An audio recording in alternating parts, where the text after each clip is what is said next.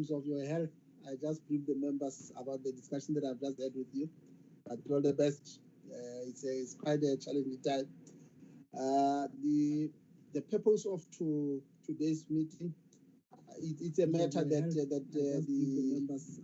the minister had indicated in the past that she's readily available to brief the select committee in terms of progress that we are making around the shift and the relocation of the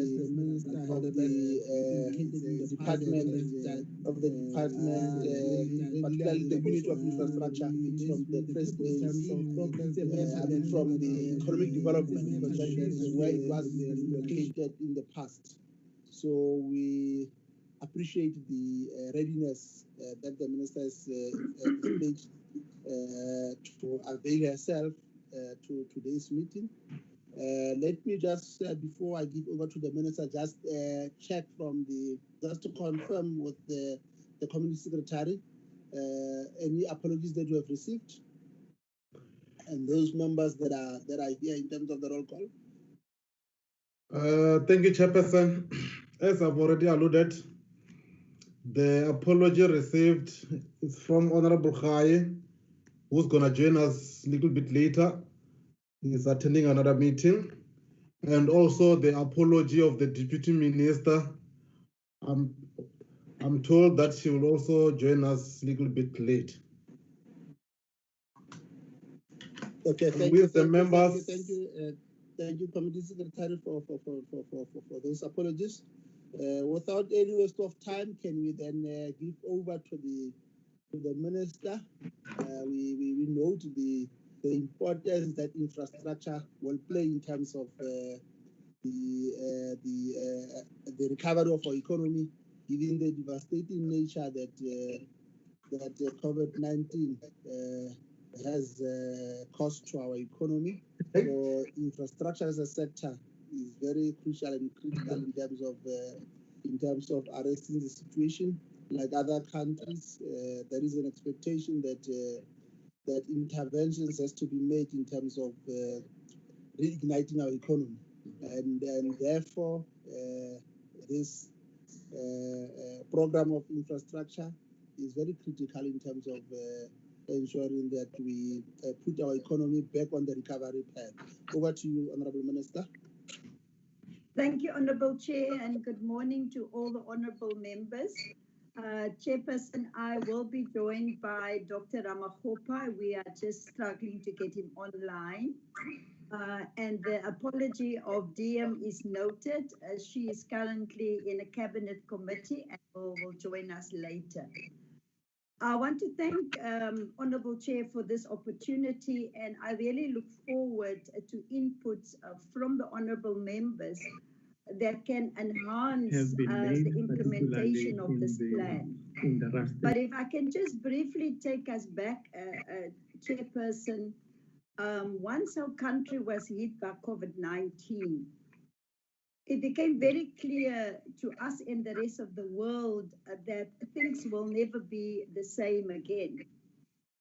And in a cabinet meeting on the 2nd of April, President Cyril Ramaphosa identified that, in his words, that infrastructure can be the flywheel of our economy. And we all know that even before COVID-19, we already had a struggling economy. So the plan became very urgent. Now, we've started working on a plan, Chairperson and honorable members, 5 months before that. And what we have done was to crisscross the country, consulting with national government departments, provincial governments, the premiers and the MECs, local government, SALGA. And we wanted to know from all of them, what do you have in your system that you're planning around infrastructure? We then collected about 276 projects of infrastructure and from the state-owned entities. And we said we must try a new methodology of planning because if you plan the same way, you get at the same results. We then developed a new methodology of one screening and evaluating all infrastructure projects, and we started with the 276 projects. Thereafter, Chairperson, we were able to identify 55 projects that were bankable, that were part of past feasibility studies, and that some project preparation has been done. So out of the 276, we identified about 55. And they're still working on the balance of the projects for the second phase of the rollout of the infrastructure plan. We further identified and looked at social infrastructure, especially the backlog. And we developed 12 projects. It looks like the minister is not very audible. Okay, let's just bring it a bit forward. Minister? Yes, I'm just trying. It's from your side, Chair. Like, All of us can hear. It's your side, Chair. It's from your side, yes, Chair. I'm saying that Yes, yes. it looks like Is that better now? There is a connectivity problem. Yeah, it is raining cats and dogs in Cape Town, and it does affect the signal. But I will just try and raise my voice. The second question that I want. Okay, am I audible now? Chairperson? Chair, I Yes, think yes. it's from your side. Is it on my side? It's your side, Chair. As myself, I can see everything. Okay, no, I think then it does make sense. Let me then try to. But I It's think from your let the side, minister Chair. continue then. Thank you. Okay. You can continue, Minister. Thank you, Honorable Chairperson. Then we also look at the backlog of social infrastructure within our country, and we came up with 12 projects that will lead to also mass employment projects like rural bridges, rural roads, the cleaning of our cities and towns and townships, kind of labor-intensive projects that we could implement to help people to deal with the unemployment, but also to create more employment opportunities.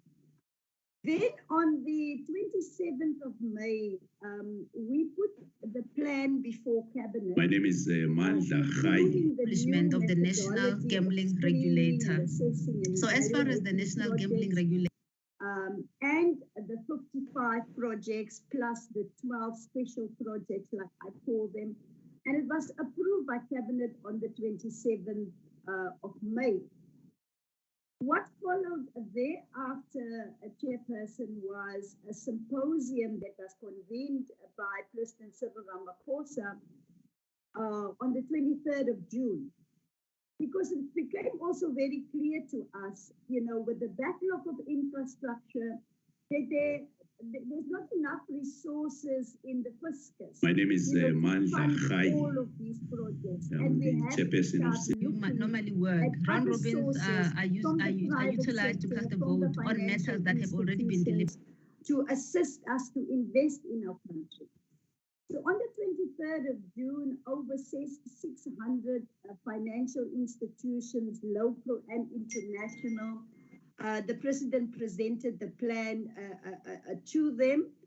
And we also did some pitching sessions with individual financial institutions.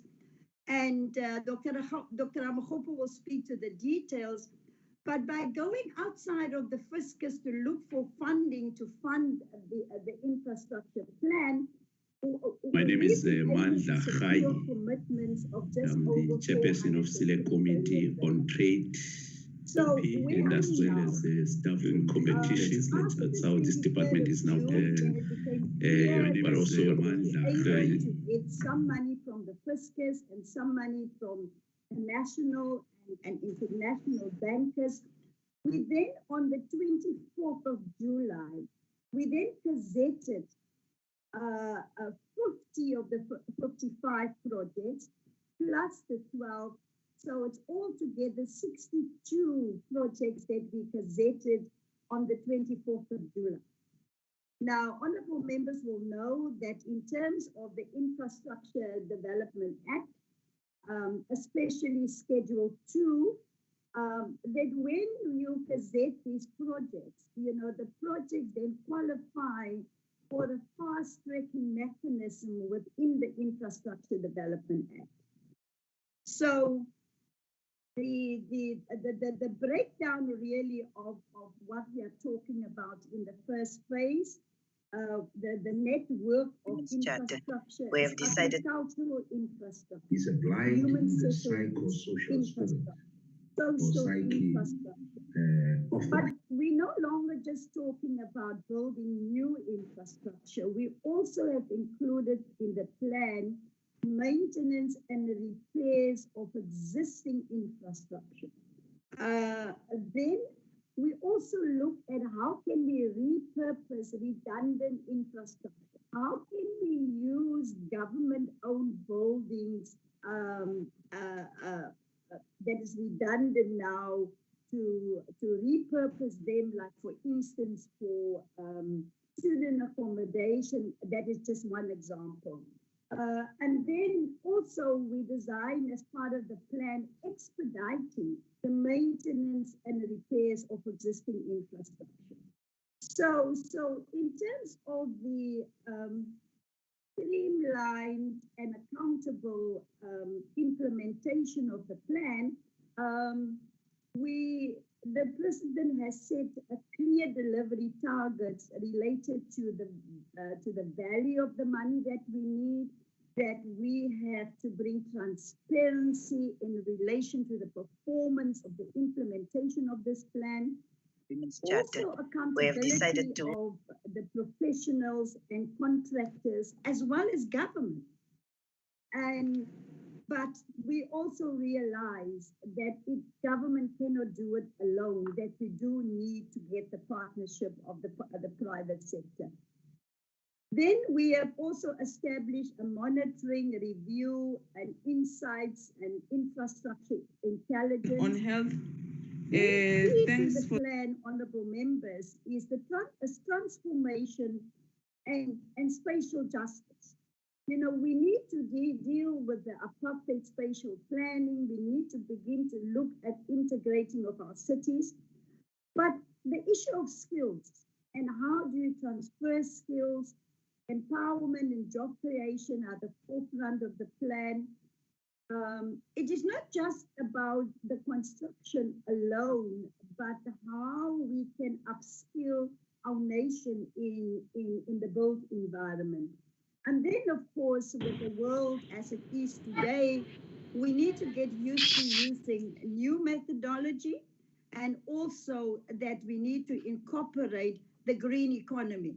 We need to overlay our infrastructure plan with the impact of climate change today in the rest of the world, and therefore our building methodologies also need to take in consideration the new technology that we can use today rather than just the old brick and mortar.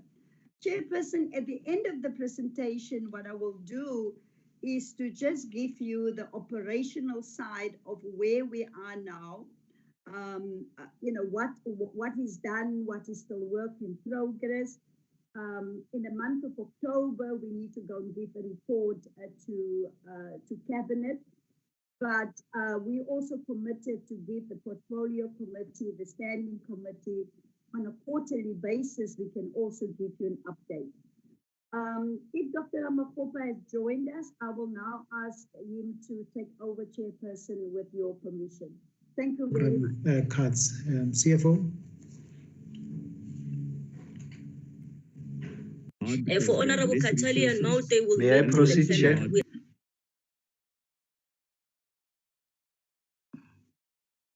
Hello?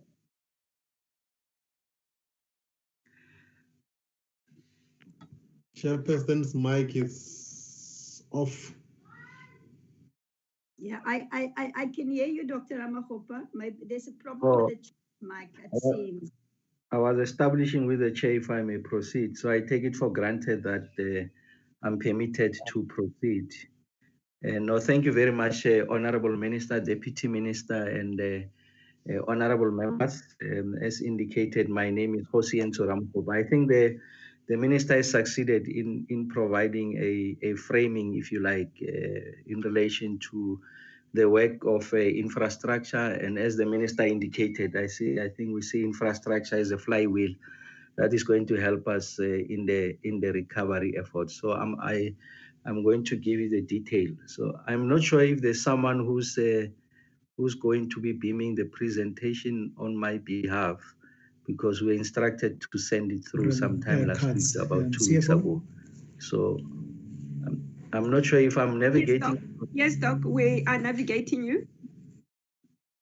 Oh, okay. No, thank you very much.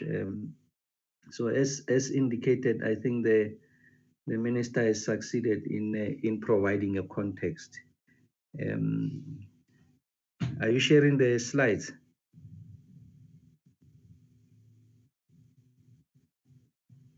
Yes, Doc.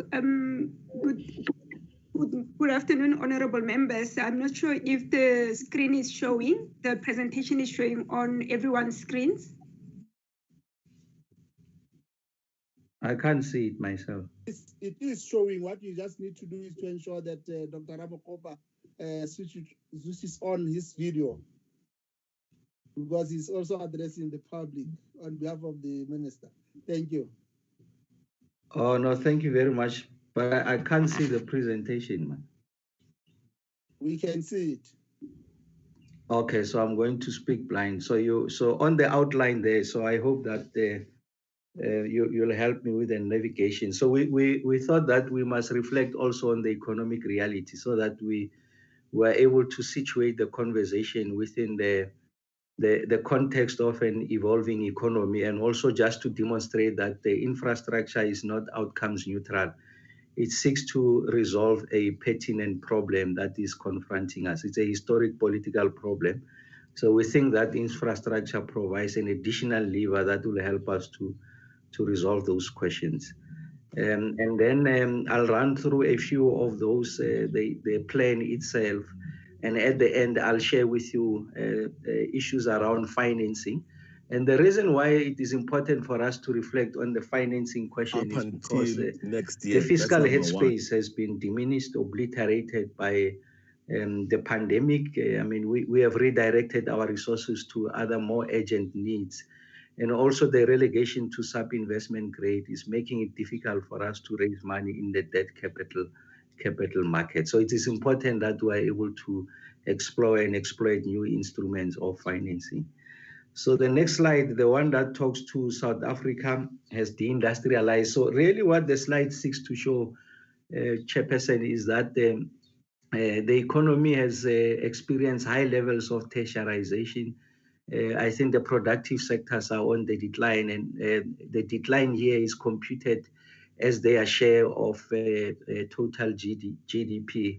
So you can see that since the victory of the democratic project, mining, in fact, has almost halved from 15% to 8.1% as a share of the total GDP. Agriculture, again, is significantly down, and manufacturing has declined by 13%. I'm making this point so that there's an appreciation in the committee that our economic difficulties, the stresses that the economy is confronted with, are not as a result of the pandemic. The pandemic has accentuated an already existing distressed economic situation. So I'm saying there has to be that appreciation. Obviously, there has to be some degree of agency. We must be a bit bold and innovative in how we want to respond to this question.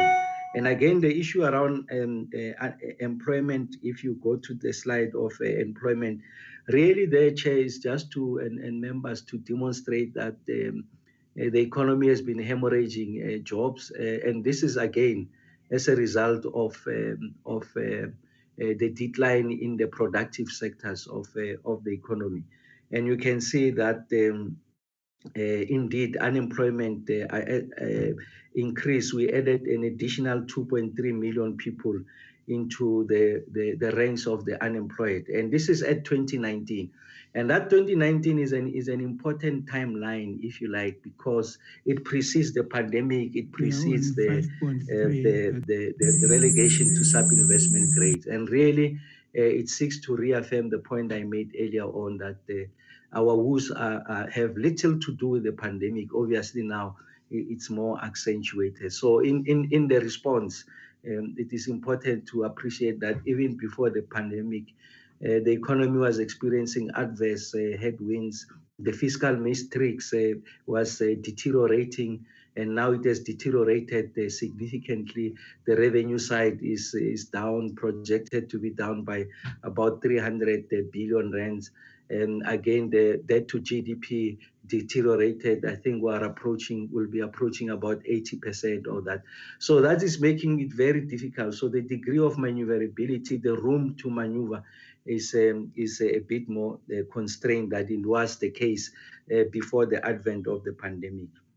The slide that talks to the current economic reality, really, Chair, it speaks to the trends that we've been experiencing. So essentially there, you can see that general governments and also investment by state-owned enterprises have been on the decline. And this is important, Chair, because even outside us looking for new money in relation to the existing allocations, there's been significant underspending, Chair and members. And you can see that over a period of 5 years, I think the underspending is sitting at about 147 billion rand. So if you're to round it off, let's say 150 billion rand over a span of 5 years. So it means that we've been underspending by approximately 30 billion rands per annum. It's a significant amount, that, because it could have been used in those productive sectors, stimulating aggregate demand and ensure that the supply side is resuscitated. Construction has experienced 7 consecutive quarters of negative growth, and we know that it has lost now about 14%, contracted by about 14%, again followed by manufacturing. So this is the state of the economy, even in relation to money that has been allocated to the state-owned enterprises, obviously, and general government. Obviously, there are both subjective and objective reasons why there's underspending. Could be about the procurement, it could be about skills, could be about the whole range of reasons. But I think the aggregate picture is such that there has been significant underspending.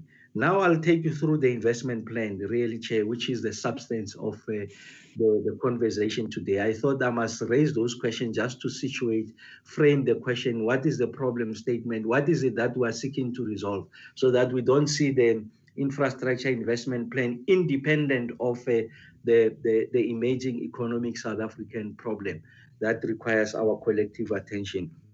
Just on the infrastructure investment plan, the minister has spoken ad nauseum about the efforts of the president, obviously supported by the minister and the deputy minister, to ensure that we use infrastructure as a flywheel to help us with the recovery effort.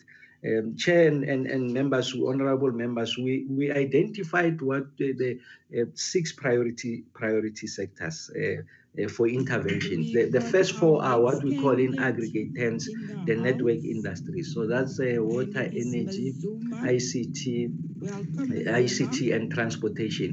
The significance of these sectors is that they give us, they have a higher multiplier effect, or if you like, job elasticity. They are able to open the economy, introduce greater efficiencies in the economy. They open new corridors. Municipalities are able to exploit innovative instruments like land-based financing mechanisms. They broaden the revenue flow. They are able to reinvest money back into those spaces. It helps us to ensure that we meet our aspirational targets of universal access. So that's the 4. And then we added human settlements because we really want to attract private sector to help government in resolving the demand side. So the demand far outstrips supply in relation to low income human settlements, because in terms of the current dispensation, we are looking at the fiscus to finance that. And I just said that the fiscal headspace is diminishing, the matrix has deteriorated. So we need to look at new instruments. Let's incentivize the private sector to also participate, Honorable Chair, in this space, so that we're able to relieve the fiscus and we're able to deliver in the fastest possible time. And then we also introduce or rather prioritize agriculture and agro-processing. What is the significance of that?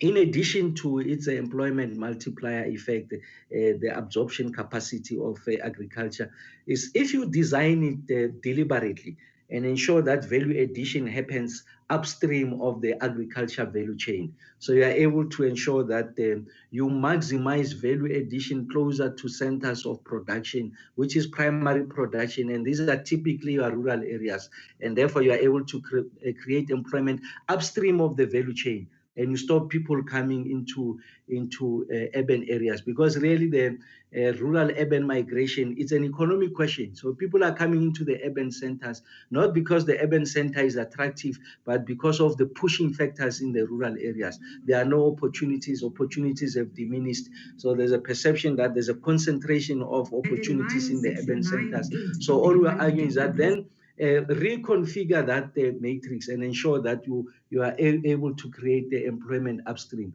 So you are reconfiguring the employment calculus, the economic calculus, and in that way you'll be able to resolve the questions going forward. And then we also think that we have paid little attention on maintenance of infrastructure, drive to the major cities, secondary cities, rural municipalities. You'll find there's potholes all over, because the approach hitherto is that we build the road and then we go to the next project to build another road. And there's very little attention, resources in form of money and skills that is invested at maintaining that asset. And we know that the replacement cost of an asset is exponentially higher than the maintenance cost. And then the next slide, is the one that speaks on the implementation of the plan. Really, we're looking at ensuring that we build this partnership, solidification of the relationship with the social partners. You see, the resolution of the economic problem is not a government problem. It's a South African problem. And I think the sooner that we're able to bring everyone on board, community, labor, and private sector to participate, obviously led by the state. The developmental state must always be at the forefront of leading, but it has a responsibility to galvanize all of society around this. So the point we are making there is that there's a need for us to galvanize. And I think the minister has spoken about the need to build intelligence, ensure that there's spatial justice and the like. So I will not emphasize those. And then, like I said, on the key focus areas, the next slide, really, Chair, Honorable Chair and Honorable Minister, is to members, is just to make the point that the focus of this infrastructure investment plan, one is to build a credible and robust project pipeline.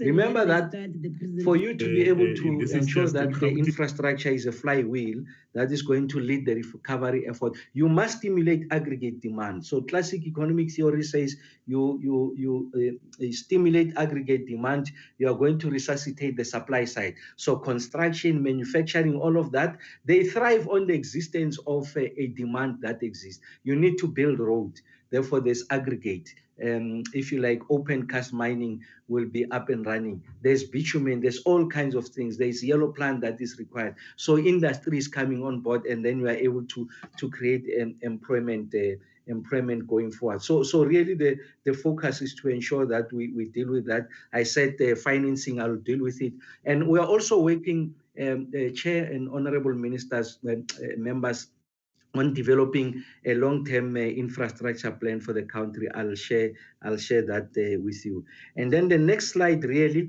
talks to what we call the infrastructure project process flow. The minister makes a very turning point in her opening remarks, is that we have reconfigured the infrastructure universe in the public sector. So there's multiple disparate players across the public sector. So it's important that we are able to weave and align, coordinate all of these efforts so that we benefit from economics of aggregation, or we're able to scale this and we're able to exploit the limited resources to achieve the most out of it. So what are we doing? We're saying that you are creating a single window of entry with regards to infrastructure projects. So you are not usurping the functions of the SOEs. You are not usurping the functions of the line departments. They continue to be the ones who sit with the mandates, the ones who will conceive of the projects, the ones who will articulate what the projects must do. But you need to create some resource that is going to help you to do project packaging and preparation so that you get these projects to bankability, so that you don't rely on the fiscus for funding, because I said the fiscus is under pressure. So you receive these projects after they've been conceived, and then they come through a body called Infrastructure South Africa. A cabinet has resolved on the establishment of Infrastructure South Africa. For now, it is coordinated in the office, the IIO, the Investment and Infrastructure Office, DPWI, budget facility for infrastructure that is at National Treasury, what was called the Presidential Infrastructure Coordinating Committee, the technical task team. All of these skills, they come together around one table. Because, Honorable Chair, for you to package a project to a point where you are able to take it to the debt capital market or to use a blended financing mechanism, there are two principal skills that are indispensable. The one is the technical skills, and that is possessed by the engineers. The other one is the financial skills, it's possessed by the accountants, by the economists, and all of that. Those skills must come together, talk to each other, and ensure that we are able to package the project better. Once we package that project, you can see there, is taken to the Infrastructure and Investment Committee presided by the minister. We have brought in private sector players and key public sector. They then make a determination on the basis of the proposals that are made by Infrastructure South Africa. There are three pathways. There are three ways of financing infrastructure. We've been burdening the fiscus as if it's the only sole source of financing. We say no. That's the third source. In fact, that's not your preferred source. The first source is that you must take it to debt capital market. So you have prepared the project, package it. It's underpinned by revenue streams. There's a cost recovery element. Take it to market, let the market fund it. Or if it doesn't have compelling cost recovery components, strong revenue streams, package it in a manner that you are able to take it to blended financing. Blended financing means it's a combination of public sector and private sector. The project gets going. Those that don't qualify to go into those two baskets, then you take it to the fiscus, the national pairs, and then they get to compete with others. So exactly, that's what we were explaining there. And then really the next slide on South Africa's economic recovery plan, what the slide says, so I will not necessarily go through the stages, is that when you think of funding a project, it must not be a transactional conversation. You mustn't ask the question, okay, you have an EIA, you have a record of decision EIA, there's a water use license, the designs are done, here's the money, go and build the asset. No, we argue that the first question you must ask is, to what extent does this infrastructure support the sovereign strategic goals? To what extent does it help us to achieve the aspirational targets of the National Development Plan, universal access, employment creation, broadening the manufacturing base, addressing spatial justice, ensure that we deal with all manifestations of inequality, the injustices of the past. To what extent does this asset do that? I made the point at the beginning, Chair, to say that infrastructure is not outcomes neutral. It's designed to achieve something. That's why the apartheid spatial morphology is deliberate. Place the poor far away from centers of economic production, provide just roads for them to get from, those are labor reserves, they'll come to the centers of economic opportunities and go on back to their enclaves, if you like. So you need to redesign that space. So infrastructure must do that. You must address the developmental goals, talk to issues of spatial justice. Like I said, I did make the point that you must have an interest of maintaining the assets going forward, and then broadening, if you like, the market for the country. So don't look at South Africa as a market in isolation to how we've been able to open up the African market through the Africa Continental Free Trade Area. Create a sufficient manufacturing base, industrial base, to allow these industrialists to then further exploit and export their products into the African market. So infrastructure must allow that to happen. First, you create a domestic demand, and then they build capacity, they build expertise, they innovate. Once they do that, they're able to search for new frontiers, new markets going into the future. And then you address issues of sustainability. We're committed to the Sustainable Development Goals. And then the next slide really starts to say that we've been working for the past 6 months with the private sector to get to what the minister said is a symposium that took place, the Sustainable Infrastructure Development Symposium. We raised 340 billion. So the minister, when she makes interviews, they say, no, but this is another talk shop. She was at pains that, no, it's not a talk shop. Now, to show that it's not a talk shop, we got 340 billion that the economy didn't have. So we didn't go to the fiscus. We went to the market because we invested in these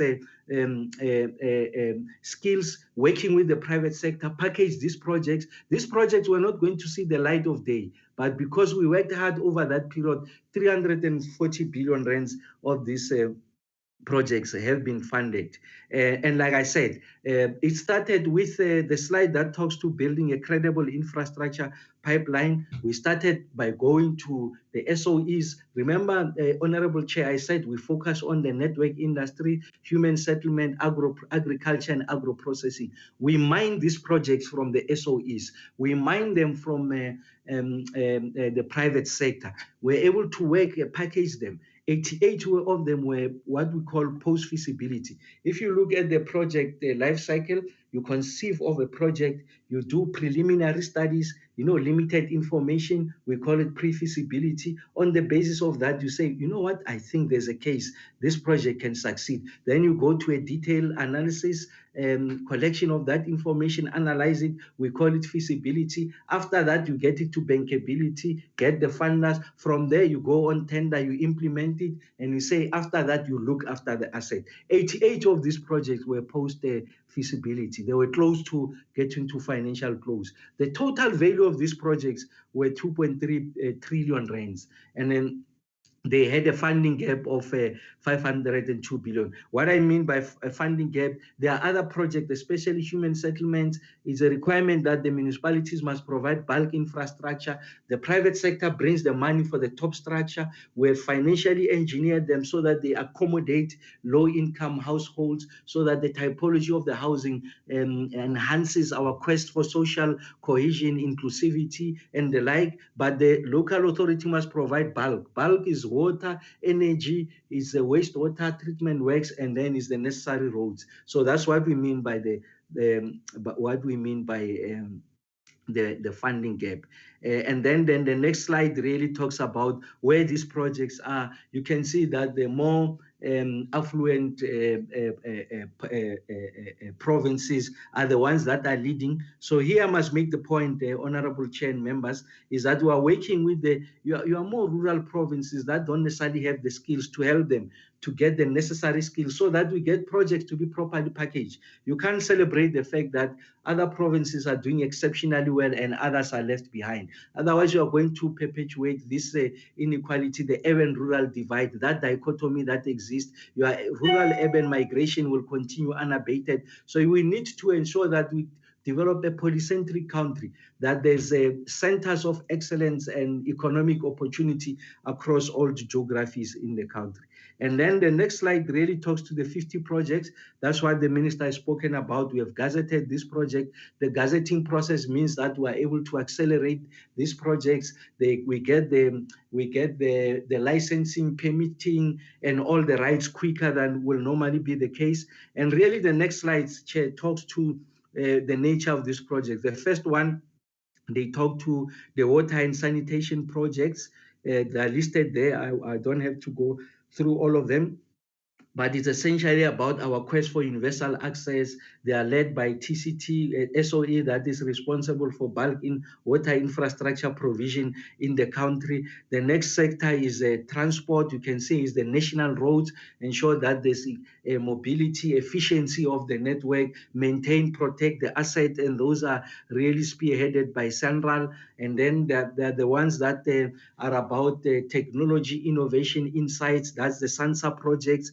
And then there are the ones that are about energy and ensure that we meet the energy mix as articulated in the integrated resource plan that Minister Mantashe has released. And then there are others that are in the human settlement space. I said some of these projects are existing. All we are doing, we are funding the future phases of these projects. And like I said here, the emphasis really, Chair, is on the bulk infrastructure provision. And then the next slides really talk to the special projects. The minister has spoken to these projects. It's about new innovation, about technology, preparing us for the economy of the future. But the central theme of all these special projects is to ensure that we're able to create jobs and opportunities now in the immediate to help us recover from this effort. The next slide, Chair, talks to the National Infrastructure Plan. We don't necessarily have a National Infrastructure Plan. What we have is an aggregation of projects. So what we are doing now, a plan must talk to what are the priority sectors, what are the skills that are required to support those priority sectors, and how are you going to produce or scale up those skills. Thirdly is, how are you going to fund that plan? You are not going to just rely on the fiscus, you are going to rely on other instruments for funding. And then what are the necessary reforms, the legislative reforms that can give effect to this plan? We are working on it. We are confident, Chair, that and members, that by the next financial year, we'll be having the plan in place. We are engaging with the strategic partners. We are engaging, socializing this going forward. Then very briefly on the infrastructure fund, Chair, about 3 weeks ago, we launched we operationalized the infrastructure fund. What is an infrastructure fund? It's a 100 billion rand facility allocated over a period of 10 years that is going to help us to create what we call blended financing mechanism. So you bring private side, public sector side, we are prepared to take the first loss. We want to de-risk the project so that the private sector can come on board. That's what we mean. And in this way, we are going to accelerate the provision of infrastructure. Less reliance on the fiscals. That's an important part. We're looking at additional instruments, Chair, going forward. And the next slide really talks to what is a blended financing mechanism. I said it's about private and public sector coming together. You are de-risking the project. You are able to take it to financial close quicker. You are able to do more projects. You are able to scale up your build program. On the traditional, this is blended financing mechanism. That slide really talks to a traditional project finance structure. Typically, it will be 70% debt and 30% equity. Once we introduce a blended financing mechanism, is going to be 50% is going to be debt, and the other 50% is first loss. So the private sector is now encouraged. There's greater incentives for them to participate, and in this way we're able to invest in more projects.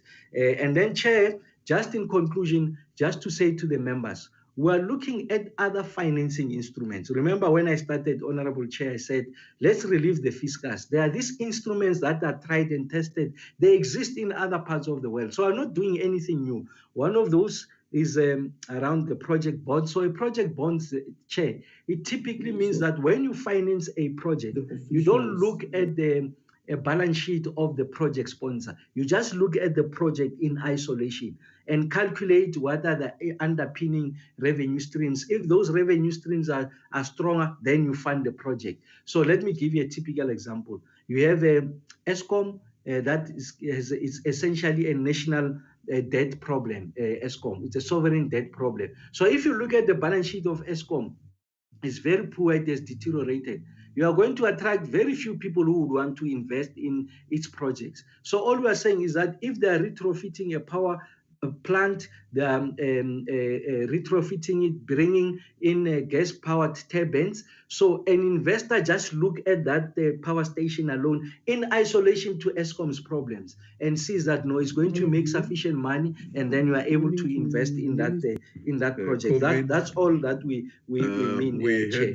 The other one is green finance, green infrastructure bonds. We committed to the sustainable development goals. There's a big liquidity of cheap money in the market. The Green Climate Fund that was brought about by the agreement at the Paris Accord is $100 billion that is made available to the green transitioning. We must tap into that. We have not been tapping into those funds that are available globally. We're looking at the fiscus. Performance bonds is to help emerging black contractors. You know, when you do major projects, they insist that you must provide guarantees, and that is a form of exclusion, because many of these black contractors are not able to enter into very attractive, lucrative projects because they can't produce project guarantees. We say we must introduce project bond, including the BEE funding. And then we say there has to be a significant allocation to project preparation, Chair. Before all of these things, you can exploit this instrument. Remember what I said earlier on, package the project. You need the financial and the technical engineering skills. Typically, you need to invest anything between 1% to 4% of the total value of the project. In some projects, in more complicated projects, you need to invest 10 to 12% of the total value of the project in project preparation. And this is going to help us to ensure that we relieve the fiscus, we get the economy going, we get construction going, manufacturing going, create the necessary jobs, and we are closer to meeting our aspirational targets of the NDP. And really the last slide, Chair, is just to say that we have made progress. We have operationalized the infrastructure fund. The National Infrastructure Plan I just shared with the Chair, Honorable Chair and Honorable Members, it will be ready before the next financial year. We have already started with that work. We are doing implementation of these projects. The 50 projects that I mentioned, Minister mentioned, we are launching some of them now in September. Some of them are ready to go on tender. The emergency power procurement has already gone out already last week. We have attracted that funding. You have seen. So all I'm saying is that it was not a talk shop. We're able to deliver, and we're confident that we'll make progress. As the Minister said, we're committing through the guidance of the Minister, Chair, to come in and give you report back with regards to progress. Thank you very much, Chair, and apologies for being long. Thank you, Dr. Ramakgopa, for the manner in which we were able to make the presentation much more clear and much more understandable. We will now take this opportunity to engage with the presentation. What we will then probably do, just to I see the Minister unmuted. Yes, hand over to you, Minister. Yes, I just want to round up, Chair, to inform the honourable members what we have done in the past 2 months and where are we now in terms of some of the operational matters. Like Dr. Ramakgopa said, the infrastructure fund announced by the President in 2018, it's now operational, and so that's one of our achievements. Dr. Ramakgopa referred to the development of the National Infrastructure Plan. That's work in progress. Then the oversight and monitoring of the implementation of the strategic integrated projects. We have established a strategic infrastructure coordinating committee that is being established.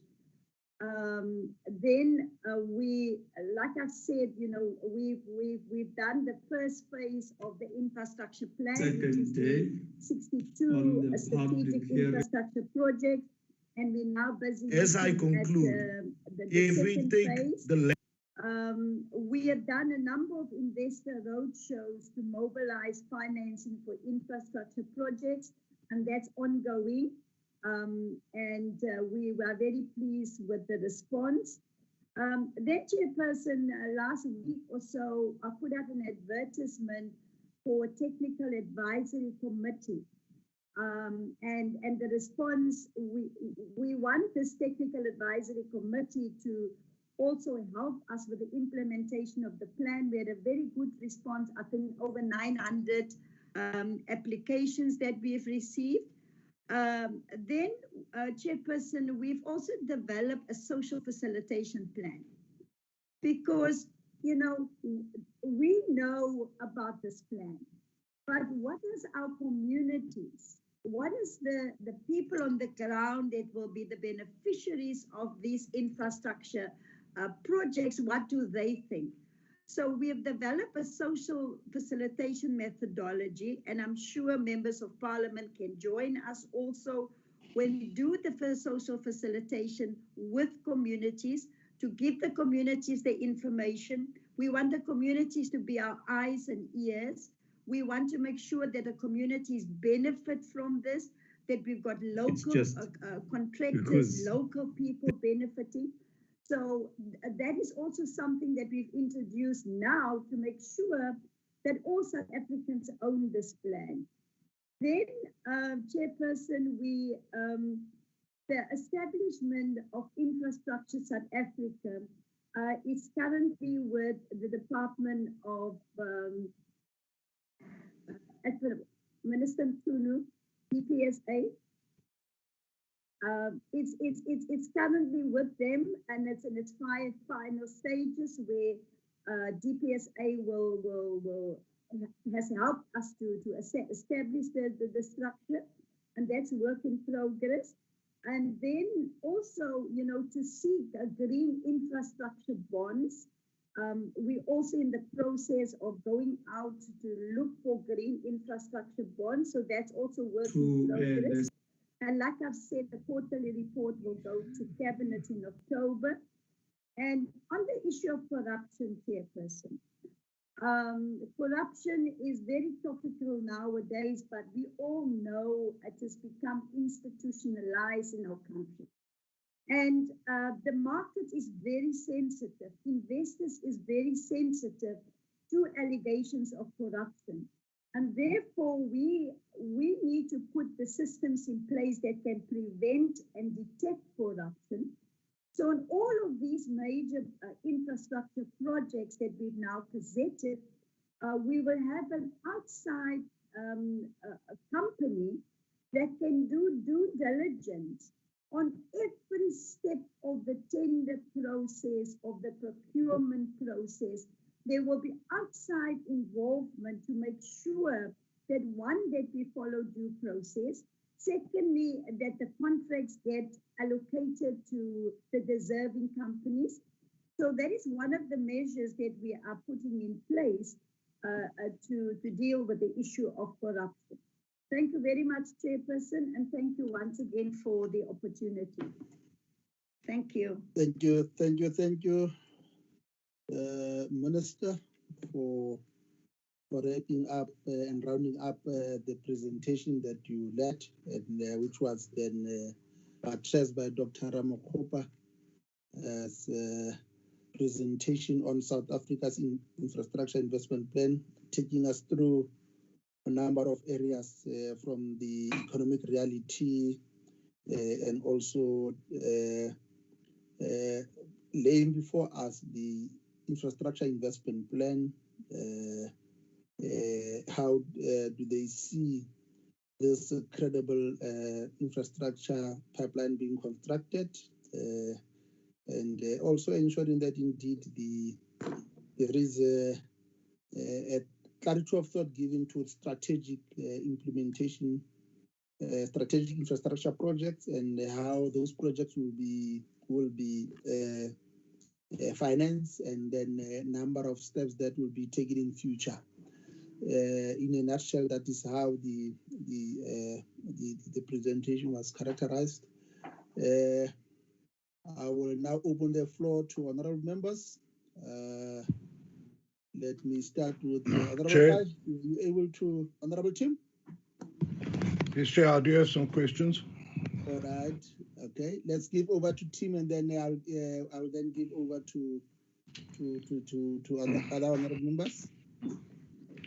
Chair, thank you. Chair, with your indulgence, I'm going to leave my camera off. We have the load shedding at the moment, and so I'm just working off the signal on my phone. Chair, I do appreciate this presentation, but the Minister will agree that this presentation is largely at the moment blue sky. And what concerns me about the presentation, number one, is that if we refer to page 8 of the presentation, and I picked this up when I prepared for today, is that it refers to April 2020 and it refers to a 5-week period of COVID. So it appears that this presentation is actually quite old. And so my first question is why were we not given an up-to-date presentation which included the updates which the Minister provided today? I think it's very difficult to deal with a presentation if it isn't up-to-date, that we actually have it on record and can look at it. Then secondly, Chair, we have spent about an hour on the presentation today, and that leaves us about 2 hours to engage with something that is incredibly massive and very complex. And I do know that my portfolio committee colleagues today are engaging in a workshop, a day-long workshop about this matter, or an extended workshop, I would imagine. And I certainly feel that we need to engage either as a joint committee with the portfolio committee on an extensive workshop on this particular investment plan, because it is very big and very, very complex. It cannot be done in 3 hours. Chair, the other question I have, and this is where the Minister and I have engaged and other members have engaged, is Infrastructure South Africa. There is still a lack of detail about how that's going to be set up, how the entity will work, and who is being recruited to run that entity. It's absolutely vital that we know who the persons are, because that feeds into the next point, which is about corruption. Now, the Minister won't like this, but you know the current ongoing Beit Bridge issue highlights that corruption can happen everywhere, and it's happening in her department at the moment. So what level of assurance do we have that going into a multi-trillion rand plan, they're not going to have a massive amount of corruption going on? That is something that is very, very important. Then, Chair, second to last point, the Technical Advisory Committee. I don't know if the Portfolio Committee have been advised about this, but we certainly haven't. We need to know what the specifications are for people to apply for this Technical Advisory Committee. And surely we should have sight of who has applied and certainly have a sight of a shortlist so that we can be involved somehow in the appointment of the right people to do the right job on a Technical Advisory Committee. Otherwise, we can have people that are spuriously known as political advisors and political officers on an advisory committee. What we need there is engineers. They can only be engineers. And then finally, Chair, my last issue. Where is the money going to come for all of this? And one of the biggest issues we have with investment in South Africa right now is the massive issue of policy uncertainty. There is no policy certainty at the moment on expropriation without compensation. Investors have no confidence that they will come in, build certain items, and then that they won't be nationalized at some point. It is absolutely essential, one way or the other, that we get policy certainty. Otherwise, investors are going to turn away. That is why, as the presentation clearly points out, the construction sector has declined dramatically. No one wants to build, Chair, until they have certainty as to what's going to happen with their investment. We have to acknowledge that. And then finally, what I'm sitting with right now, load shedding. If we don't sort the Eskom problem out once and for all, we will not have a situation where reliable electricity supply can be one of the driving engines of this investment plan. So, Chair, those are just the issues I wanted to raise. Thank you so much for your indulgence. Thank you. Thank you, Honorable Seth. Honorable Dango.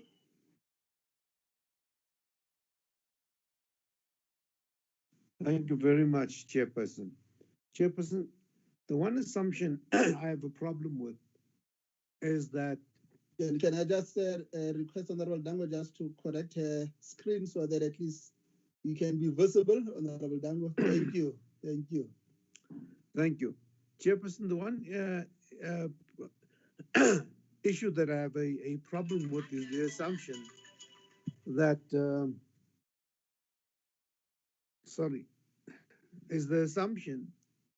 that migration from rural areas to urban areas is going to stop.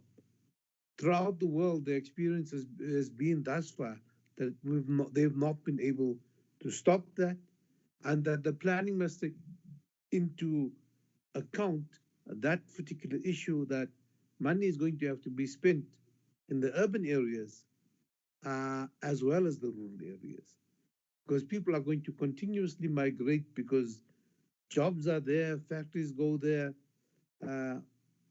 In an agricultural situation, it becomes a bit different, but throughout the world, the experience has been that. Two is the money, and the cost of money is South Africa is its own worst enemy.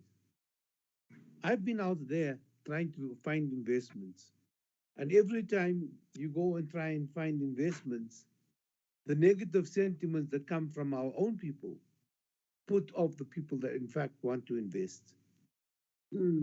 Having said that, Minister, I think we should start looking at funding from different sources.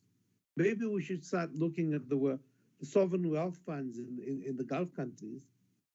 They have been working in some parts of Africa. Maybe look at that kind of thing so we can cost that in on a different way. Having said that, thank you very much, Minister. Thank you, Honorable Dango. Honorable Boshoff. Thank you very much, Chair. Please pardon me for not switching on the video. We also struggling with load shedding. Good afternoon, Minister. Yes, thank you very much for the presentation, and I just want to echo the sentiments of my colleague, Honourable Bartse, with regard to the late presentation and giving us old information and having it buffed up today. We understand that underspending is a huge problem. We were told now today that 147 billion over 5 years, which equates to about 30 billion per annum. Could you please explain to us how this will be addressed going forward? Because we know that with the underspending comes huge job losses. So many jobs could have been created had this money been spent properly. And then I'd also like to be given an explanation on how funds will be dispersed to our local municipalities and our provinces, and what monitoring mechanisms are in place. Going through the presentation, I also see that there would appear to be loopholes in the supply chain management. And what are you going to do to put measures in place to eradicate it and possible corruption? As Honourable Bartse said, we are all aware that the construction industry is also one of the most important, but also one of the most corrupt industries, and this must be stopped because it's taxpayers' money that is being wasted. The plan that was presented to us, could you also provide us with the timelines with every single plan that is going to put out? And then, Minister, you spoke about the Tender and Procurement Committee, if I may call it, that will be an external committee that is to be appointed or has already been appointed. How were they vetted? Who is this company and who decided on this external committee, company, or whatever it is called? Thank you very much, Chair. Thank you, Honorable Boshoff. Honorable Khai.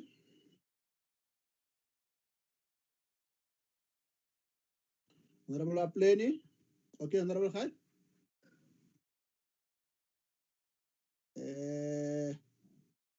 You are not very audible.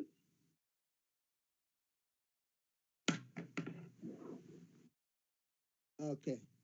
Let's probably park you for now. When the connectivity is in order, we'll then definitely revert back to you. Honorable Apleni.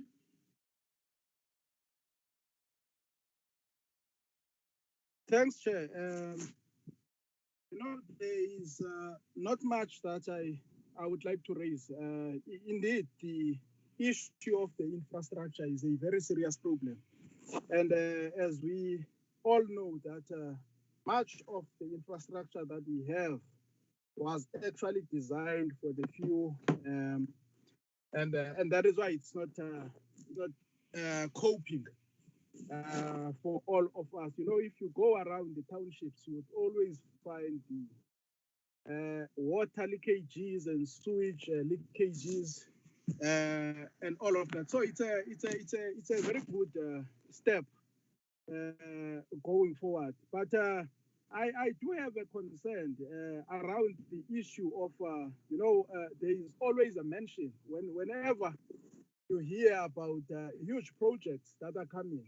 You'd always find the issue of 30% when it comes to black businesses, the local black business. They would always get around 30% of the projects. And then those big, well-established businesses, mostly owned by white people, they would always get a huge chunk, which at times one would see it as disadvantaging black businesses from growing. But another thing that I was thinking, I think the minister has looked at, it's the issue of phasing in the state capacity. When I grew up, I used to see when you see mostly those machines which work around the roads, you would know that those were owned by the Department of Public Works. But today, whenever you see them, you know that these are owned by mostly the private companies. I was thinking of the state, where the state, on Friday, I actually borrowed my wife's car and I drove to the Transkei area. Came back this morning. I'm not looking forward to see her because it's like the hacker is dragging empty tins. The quality of the roads, those are the huge problems that we are facing. So I'm thinking that if the government would at least phase in the state capacity, some of the things which we actually give them to tenders and all of those, to tender entrepreneurs or whatever we call them, you would find that the state would actually do much better job than some of those companies. So I do think that somewhere we need to try and have, for instance, the Department of, it should be able, you see, it's a white elephant building with everything, people employed, but you don't see anything that is being done. You pass through a pothole for 3 or 6 months, and those people are driving through those potholes as well. Nothing is being done. So somewhere we need to phase in the state capacity. The state must be able to do some of the things that we are actually giving to tender entrepreneurs and all of those things. But another thing that I think it would be very important is to look at the issue of young people, especially the women, around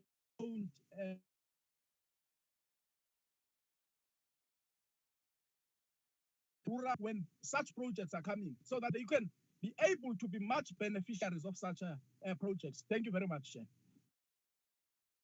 Thank you, Honorable Apleni. Is Honorable Lunt on the platform? Honorable Lunt?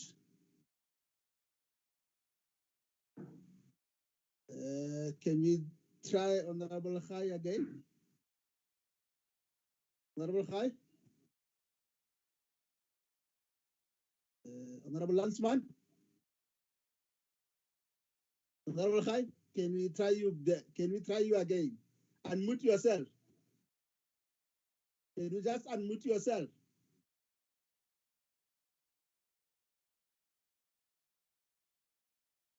Can Honorable Khai unmute himself, please?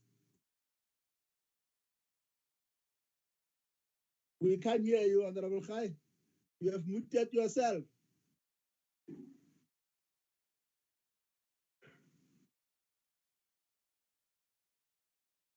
Thank you. Of course, the challenge is that you have muted yourself, so we don't know whether is the problem related to connectivity. Okay, that's fine. Thank you, Honorable Khai. Honorable Minister, let me then probably just also raise some few clarification question, but let me start by appreciating the presentation that you have made and also the work that was also then presented by Dr. Ramokgopa just to buttress the framework that we have outlined. Just in terms of the amendment to the Infrastructure Development Act, I just want to get a sense in terms of when will that happen, because I think going through the act,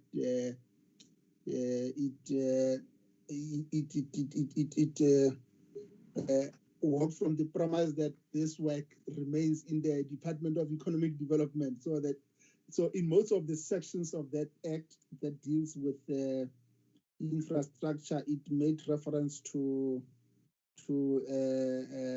the transfer of the it made reference to the Department of Economic Development, but also to the Minister of Economic Development.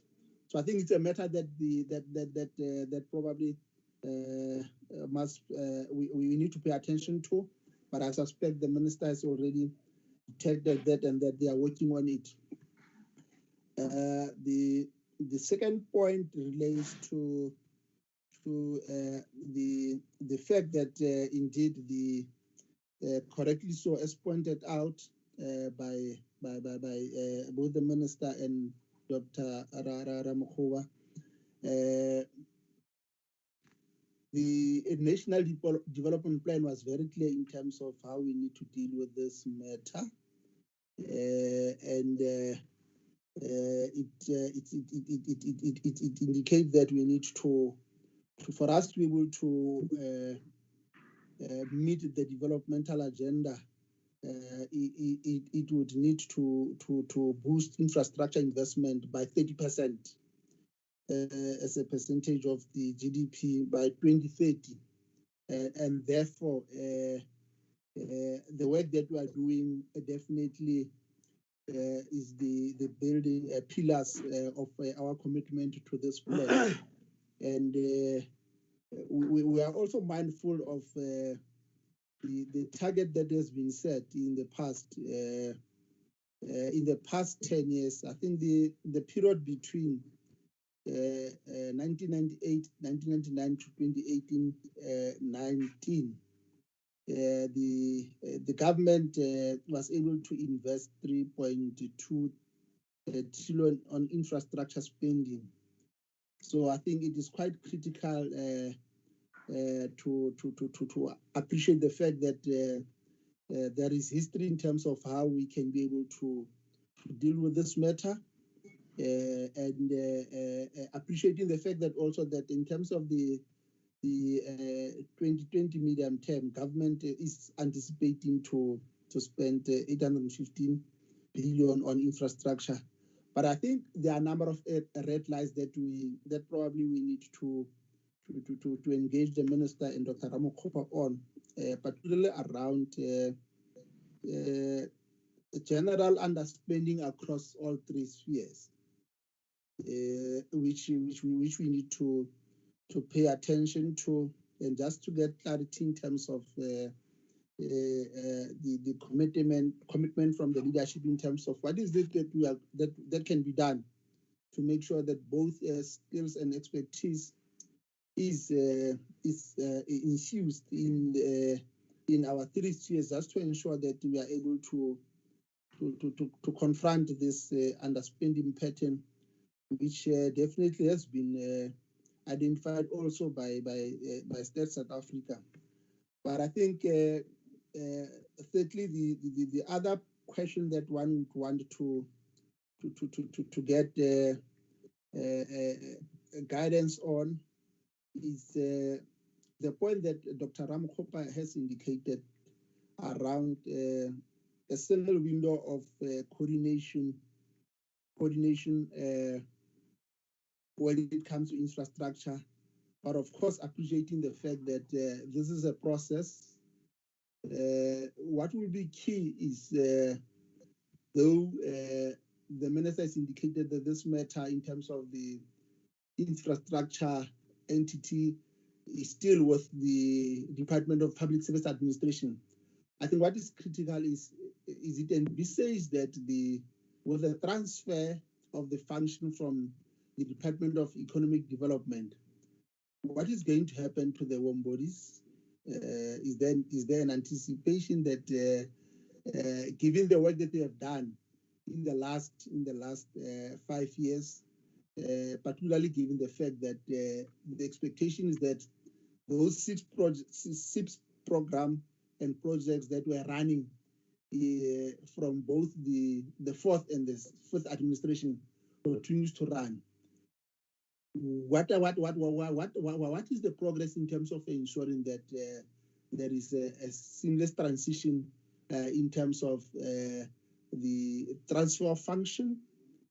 Appreciating the fact that the president also in his State of the Nation address has put much more emphasis in terms of ensuring that the infrastructure is used to also ignite the economic growth, and whether are there any transfer is funds following the function. I think that is quite critical, so that at the level of institutional capacity, there is no disruption in terms of that transition and in terms of the transfer of function. But also, how do we ensure that there is a smooth coordination between the department and also the office led by Dr. Ramokgopa? Thank you, Honorable Minister. I must just check as to whether Honorable Khai is back again. Over to you, Minister.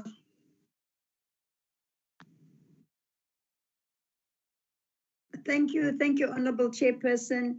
Honorable Chairperson, I think I must deal with your question first, which is very important of the issues that you raised there, because we've got the plan and the strategy and structure followed. And that's exactly what I was explaining earlier on, that the work in progress.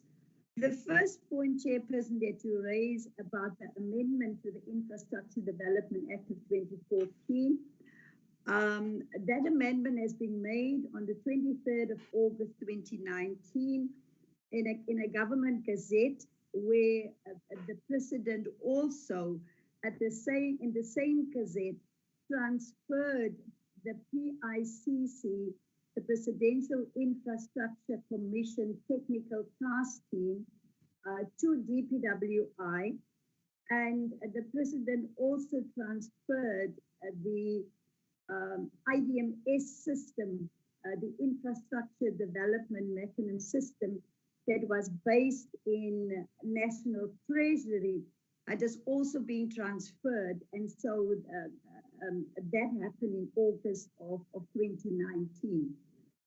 The other process, Chairperson, is that you've also raised what is outstanding with the Infrastructure Development Act is the regulations. Because since the Act was enacted in 2014, no regulations has been designed for the Infrastructure Development Act. And that process is also work in progress. We had to bring in an outside service provider through the Policy Research and Regulation Unit within DPWI, and that is also now work in progress. it is not being completed yet. Then the other structural issue that you raise, Chairperson, is that these infrastructure projects will be delivered over a number of financial years. So what we are looking at, we have got your medium strategic framework for 5 years. And then, of course, you've got the annual performance plans. And that is how the projects will be broken down to fit into the annual performance plan and into the 5-year MSTF. Then there are a number of existing structures, Chairperson. First of all, if you look at the Infrastructure Development Act, you have got a structure called the Presidential Infrastructure Coordinating Council. And that council is chaired by the President, and it is representative of ministers, deputy ministers, premiers, district mayors, also metro mayors.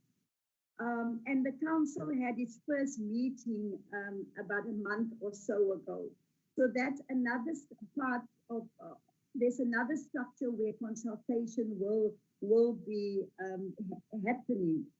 Then there's another structure called the Presidential Coordinating Committee, where again, the President consults with premiers, mayors, COCTA is also coordinating that. So from time to time, all of these plans and all of the progress will be reported in those structures. Another structure, Chairperson, is what we call the MINMAC meetings, where the national minister meets on a quarterly basis with all the MECs for public works and infrastructure on a quarterly basis. So those are all the existing structures, and this is where we are discussing all of these plans, and we get input from everyone. Because what is important, Chairperson, for this plan to succeed is the cooperation between the 3 spheres of government. And that the 3 spheres of government collectively have got, for instance, the responsibility that we deal with one member raised about, I think it's Honorable Bosov, about underspending. Because we are not going to spend the money for the 3 spheres of government. They still have got the responsibility to spend that money. And what can arise from the research that we have done, Chairperson, that we've seen one of the key reasons why we have got these major underspend in all 3 spheres of government is because we have never really in the past put a lot of emphasis into project preparations. So if the preparations is not done properly, then you're not able to pick up the stumbling blocks that might come out. And therefore the emphasis now on project preparation right up front, and we need to invest more money in project preparation so that we can avoid underspend, but we can also then de-risk a project by doing a project preparation. So that is one of the mechanisms that we've now put in place, project preparation to assist us the underspend. The portfolio committee is workshopping, and this is an idea that I've shared with the portfolio committee on public works and infrastructure, that, it will be good that they workshop the Infrastructure Development Act, because all of what we are doing, Chairperson, is underpinned by and it's guided by the Infrastructure Development Act, because we must operate within the framework of the law. I will come back. I will just give Dr. Ramakgopa to answer some of the technical and financial questions, and then I will come back, Chairperson, with your permission, to answer the other questions. But your input is so important, Chairperson, because that is the foundation from which we are trying to build. Thank you, Chairperson. Dr. Ramagopa. Thank you, Minister. Over to you, Doctor. Thank you, Honorable Chair. Thanks, Minister. Let me start from just the real thesis of the work that we're doing. I had made the point earlier on that we are freeing the fiscus of having to fund this project, because the question was raised, where will this money come from? This is money that is invested by the private sector. It's not coming from the national purse. I think it's an important point to make there. So the 340 billion build program that we're talking about, it's all sponsored by private sector. So like I said, we did project preparation packaging, took them to a market sounding exercise, what we call the pitching sessions, and that culminated in the symposium. And then the Honorable Chair, the private sector then place their money on this project. So that's the first part. And then another question is that, no, but this is a pie in the sky. No, nothing could be further from the truth. I did mention, Honorable Chair, that we are launching some of the project next month in September. This is the biggest post-apartheid settlement in the country. The 45,000 unit development in Mooikloof, the second most sought after address in Tshwane, after Waterkloof is Mooikloof. So all the planning is done. So the money is raised by the private sector player from all the 4 banks. So all we needed to do was to unlock the bulk with the city of Tshwane. And that money now has been made available, Honorable Chair. And then the project is being launched. I made the point that on 2,000 megawatts emergency power procurement, you had seen it went out last week, but the commitment from private sector to fund is already in place. I had made the point that on almost all of the 90% of the housing projects that we have listed, these are projects that are going into the subsequent phases, phase 2. The money is on the table, and these projects are ongoing. I had made mention that with regards to the Sanral projects, what Sanral did was to do the technical design for the national roads, outside the ones that requires debt reprofiling.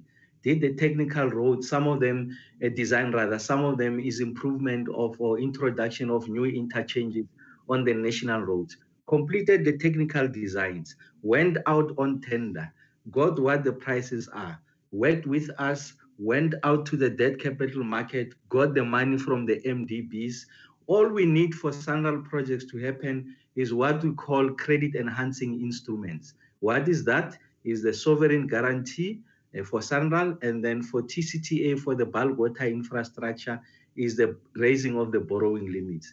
We are going through the processes of government, the discipline of the fiscal framework. It's sitting with the Assets and Liability Committee of National Treasury. We have briefed them. We are happy we are on the same wavelength. It goes to Minister Tito Mboweni. Once Minister Tito Mboweni says yes, we are then giving them the guarantee. I had said the tender is out. All that Sanral does is to go back to the contractor because of the time span from the point of issuing the tender and appointing to establish with the contractor, is the price still valid? So there's nothing called pie in the sky here. These things are happening.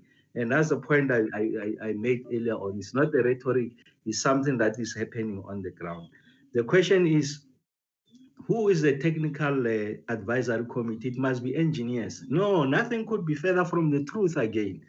Technical working committee, advisory committee is exactly that. This advisory committee, Honorable Chair, we went out, we go out, look for professionals, identified areas of intervention, the green economy, and the issues around financing, project financing, social facilitation, all of that. You don't need only engineers to build infrastructure. And this is the theory that has led us to where we are. You need people with a financing background to help us to package a project. We need people with social facilitation skills. When the project is supposed to land in a community, socialize the projects. There are multiple projects across the country that has been stopped because communities were not involved. So it's an exercise in social engineering, engagement with communities. So we're looking for all the skills. So once we have this advisory panel, they are not about procurement, because I think there was a point raised. It's not about procurement. When we need a skill on the green economy, because we can't have all these skills outside, we go to someone on the panel that we have selected to say, please work with us on the green economy. Please work with us on packaging this project. Please work with us on social facilitation, all of that. So that's a point that I thought I must make. And then the issue around urban rural, no. Let me make my point. If you look at urbanization in the global north, that urbanization was on the back of massive industrialization. So what do I mean? People were moving from the rural areas, they're moving to the urban centers of modern developed countries, going into employment. So there was if you like, an attraction into those spaces. Let's come to the global south, and South Africa is part of that aggregate. The movement of rural to urban is not, people are not coming into Tshwane, they are not going to Cape Town, they are not going to eThekwini, they are not going to Johannesburg and finding jobs. That's why you have proliferation of informal settlement. People are coming into these centers because of the pushing factors in the rural areas, that the economy almost doesn't exist. They are looking for new opportunities coming into these centers. The simple point that we are making, that whilst urbanization is a given, you can tone down the rate of urbanization by bringing opportunities closer to where people are. And the best way of doing it is to ensure that value addition around primary commodities and primary production happens closer to centers of economic production. But to fold your arms and say, no, it's a given, it's an unhelpful conversation. What we need to do is to ensure that the urban spaces become thriving economic spaces in their own way. They will in no way make the urban centers because of the kind of infrastructure that is available and all other social consideration. The kind of schooling that you find in the rural areas compared to the urban centers might be different. The level of densities, movement and commuting is shorter in the urban centers. You are unlikely going to replicate it in the rural areas. Those ones are a given, but the others, the state can't fold its arms. The state is not a neutral player. The state is an active participant in the economy. It must drive the economy towards the direction of at least the governing party, how they see the future going forward. And then I agree with Honorable Member Apleni. So part of the work that we're doing is that we have been advised by Cabinet is that there has to be qualitative transformation of both the ownership and productive pattern. What do you mean? Can't just be a small 30% there, and by luck the communities get 30%. It must be by design, it must be ambitious, and we're arguing that it could be substantially more than 50%. And then the second part is that is those social actors that must benefit out of this. Cooperatives, women-owned businesses, youth-owned businesses who are working with small and medium, the Department of Small and Medium Enterprises, who are also working with the Department of Women, Youth, to ensure that all of this thing is coordinated. So that's the point that I needed to make. And then with regards to a single window, yes, I think the minister is responded to that. So all that we are doing, all that we are doing is that our colleagues who are largely engineers who are at the PICC have been integrated in this new way of doing things. Our colleagues who are with National Treasury, Budget Facility for Infrastructure, who are largely accountants and economics, have been integrated in this. So although that the legal form is still going through these processes, but through our conduct check is that we've been working together, we're coordinating this, and once it's signed off is legal, you find that we continue in the manner that the spirit that we've been able to do this work. And I guess it will be more deliberate, it will have greater levels of legitimacy because it would have received a sign off from the minister responsible. And then that's a branch that will be created within DPWI. And in parallel to that, we're working on the legal form of Infrastructure South Africa. And that is a process that can take a bit more time. And once we have that legal form, again, you migrate into Infrastructure South Africa, which is outside, if you like, DPWI. It's not a branch within DPWI. It's at an arm's length. It's got some degree of autonomy to ensure that we discharge infrastructure build program in the country. We are able to prosecute the responsibilities in the most efficient fashion. We are able to attract the kind of the most sought after skills, which don't come cheap, by the way. And it's part of what I think is Honorable Apleni and what the chair had raised. They need to ensure that you build the capacity of the state.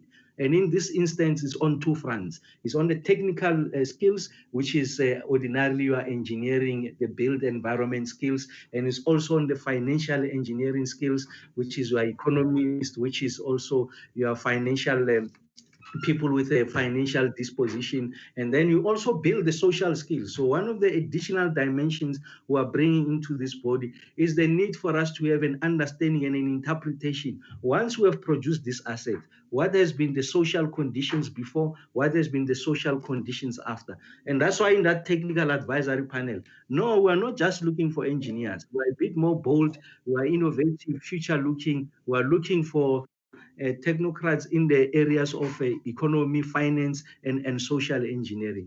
Thank you very much, Chair. Thank you, Doctor. Minister? Yes, Honorable Chair, sorry, my apology, I didn't answer the last part of your question about the warm bodies. I want to assure you that we've not lost any one of the warm bodies. What Dr. Ramagopa has just explained is just this organic get-together of the warm bodies, whether they're in the PICC technical task team or in GTEC or in the budget facility or within DPWI. On Friday, I was in Pretoria and I had an opportunity to meet some of these warm bodies chairperson, and I was very impressed. I met about different professionals, and highly qualified people, all young, most of them young, let me put it that way. And more than half of the part of the teams that I met on Friday are women. So it is just so good to see, how everybody has come together to mobilize and rally behind the plan. Because we also have to respect people's existing conditions of employment, chairperson. We have to respect their existing performance agreements, their existing performance targets. And so we've got a transitional mechanism that we've established where people can raise those issues. But everything has been going very, very smoothly. Everybody is very excited about the plan. And there's a new form of energy that has emerged, chairperson. I'll quickly just go to some of the questions asked by the honorable members. On the Technical Advisory Committee, the advertisement appeared in newspapers over last weekend, but we've also put out an advert on social media, and we can certainly provide the committee with a copy of that advertisement. Then the issue raised by Honorable Dango and addressed by Dr. Ramagopa, the issue of urbanization. It's happening all over the world. By 2030, more than 70% of the world's people will live in cities. And that's why in the infrastructure investment plan, we consider urbanization in all aspects and the impact of urbanization, especially on infrastructure, without ignoring our rural areas. So there is that balance. Then there was a question around the external company to do the due diligence. This external company was appointed last year already by the Department of Public Works and Infrastructure. So the internal auditors and the external auditors of the department has already briefed this committee to look at the procurement issues around all the projects that have been gazetted, chairperson. So they are on board and they were appointed last year. The issue about the 30% threshold for preferential procurement. Now, again, as we all know, that 30% is in the 2017 regulations of Treasury, but there is an opportunity now with the new procurement bill that is up for public participation, where there's a review around all of these percentages, and certainly the honourable members of Parliament will also have an opportunity. The bill is before Parliament now, and to make an input there and propose any changes there. The upkeeps with our roads across the country, Chairperson, is that roads are divided into upkeep and maintenance. Some roads are municipal roads, some roads are regional roads, some of them are national and provincial roads. And that is the fragmentation where, different spheres of government are responsible for different roads within our communities. And this is what we are trying to coordinate now, especially around the issue of potholes. It's across our country, but it's different responsibilities. So we hope to bring all of the three spheres of government together and see how we can manage the issue of road maintenance. Regarding the skills and capacity, I always maintain, Chairperson, that this lack of capacity in government has become an excuse for inefficiency. I think, first of all, we do have skills in our country. Our problem is that we don't always recognize those skills. So we are busy to put together a database where we are putting on, in the database, unemployed professionals, unemployed young people that are professionals, also including retired professionals. And then we are looking at across government and entities of government. There are a number of empowerment programs, like in CIDB, a Council for the Built Environment, all of those entities. So we are now looking and seeing, let us have one database that we can draw from and get them involved in the rollout of the infrastructure and the infrastructure plan. So, Chairperson, if there's anything that I've missed, members can certainly ask me a further question, or I can answer later on if there's still time left. Thank you, Chairperson. Thank you, Honourable Minister. I just want to check whether on the chat there is no question from Honourable Matebula. He usually poses questions from on the chat. I don't see any message, but I think if honourable members agree, indeed there is now a clarity of thought in terms of where we are going. This is the beginning of on the part of the both the Minister and Dr. Ramokgopa from the President's office to take us on board in terms of where we are in terms of the infrastructure development as a critical component of igniting our economy. And we must indeed appreciate the fact that the route that they have outlined before us follows a number of examples across the globe, from China to Canada, United States, UK, particularly given the challenges that is facing us. And I think what is critical from this meeting is the fact that all hands are on deck in terms of how the infrastructure development plan was articulated. The fact that there are all three spheres that are integral part of this program, the state-owned entities. But more than that, I think moving from the appreciation that there has been a steady decline of infrastructure spending, and that there is a need and a commitment from the team to change that. We are leaving this meeting mindful and also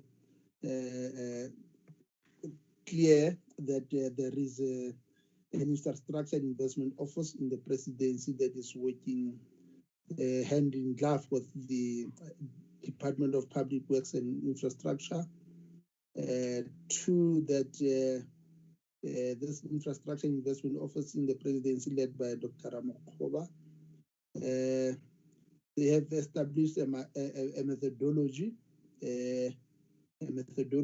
that has been conceptualized, and as a result thereof, it has led to the establishment of the Infrastructure South Africa, a new institution, which, as a result thereof, led to the Sustainable Infrastructure Development Symposium methodology, which is a direct result of this entity. But more than that, I think what is quite critical also is that the ISA takes over the technical functions of both the Presidential Infrastructure Coordinating Committee and also the National Treasury's budget facility for infrastructure in respect of project identification, preparations, packaging, and promotion to create a comprehensive project pipeline. I think that was quite clear from the presentation, and that has led to what is called the infrastructure, the projects that are identified under strategic integrated project. And we were informed that the SIP process and SIP process already has identified 276 projects, and out of that 276 projects, focus now is on 88, and the provincial spread of this project were laid before us, and as a result thereof, we are looking forward to progress on this brilliant work that is spearheaded by both the presidency and the minister, and we are also looking forward to getting a quarterly report, Honorable Minister, in terms of progress that we are making. I think what is key is the fact that 88 of these projects has been gazetted, and the gazette thereof it put us in a much more formidable position to through concerted effort to drive this program. We know that it's not going to be easy, but the fact that we are on the right track, mindful of the fact that obviously with the COVID impact on this program might be significant, might be devastating, but we are inspired by the passion that has been displayed in today's presentation. And on those few words, I think let me again, on behalf of the select committee, express our gratitude to the leadership that has been displayed today. What we want to do is to probably then excuse the minister and the team so that we are able to deal with the in-house rules. But your last word, Minister? Chairperson, once again, thank you for the opportunity, and to all the honorable members, thank you for your input. It will certainly enhance us. I must say that this is a very ambitious project that we are taking on. It is a first for our country, and we will all learn together. And that is why we open for advice from all the honorable members. There is a shared link in the chat now, Chairperson, for the Google form link. It's a link that we have established for the public and everyone to give feedback and input to us all the time. And I will also encourage members, to circulate that Google shared link for us to receive further input. But we will commit, Chairperson, to come and give the committee an update on a quarterly basis.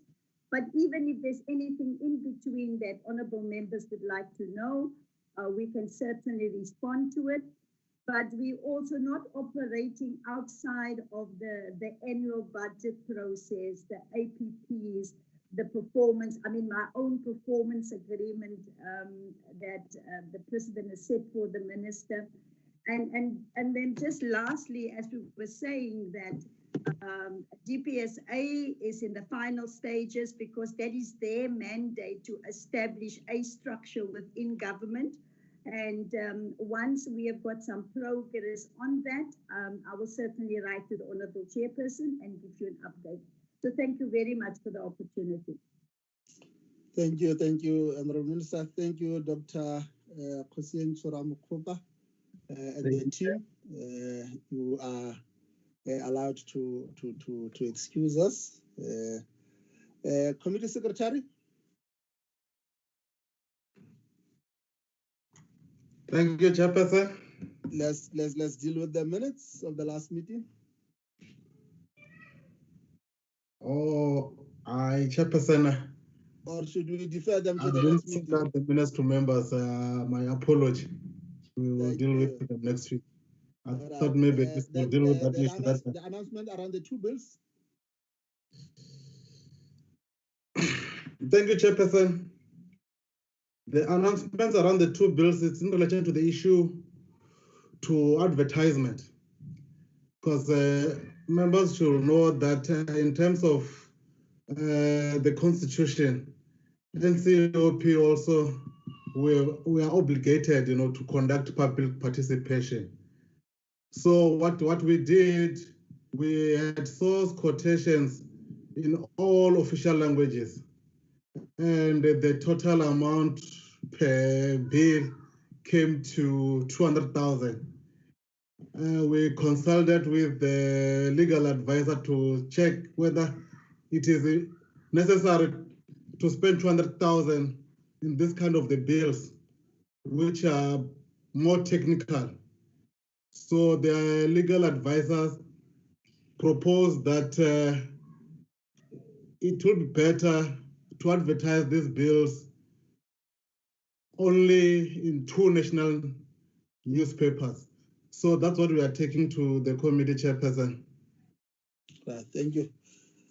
Of course, we are mindful of the fact that that is too administrative, but I think it is important that we just inform members in terms of what we are going through.